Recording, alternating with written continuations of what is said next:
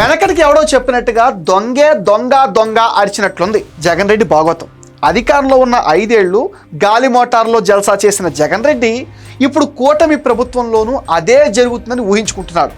తన ఊహలే నిజమని నమ్మించేందుకు విషపుత్రిక సాక్షిని వాడుకోవటం శరామామూలే.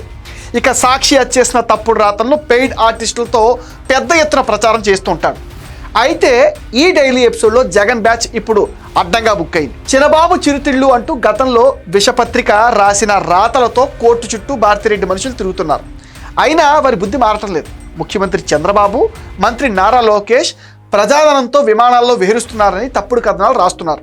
అయితే జగన్ 5 ఏళ్లు హెలికాప్టర్ కోసం చేసిన ఖర్చు ఎంత, ఇప్పుడు కూటమి ప్రభుత్వంలో చేస్తున్న ఖర్చు ఎంత అన్న విషయాలు తెలుసుకున్న ఒక ఆర్టీఐ కార్యకర్త మాజీ సీఎం జగన్ జల్సాలను బయటపెట్టాడు.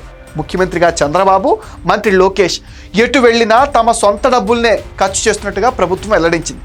ఇక అదే సమయంలో జగన్ రెడ్డి పాలనలో షికారుల కోసం పెట్టిన ఖర్చు బయటపడింది. 5 ఏళ్లలో మొత్తం 222 కోట్ల రూపాయలు ఖర్చు చేసిన జగన్ తన జలసాల కోసం ప్రజాధనాన్ని దుర్వినియోగం చేసినట్లుగా వెల్లడైంది. ఆర్టీసీ ద్వారా బయటకు వచ్చిన సమాచారం ప్రకారం కరోనా కాలంలో కూడా సార్ వారు హెలికాప్టర్ నుంచి కాలు కింద పెట్టలేదు.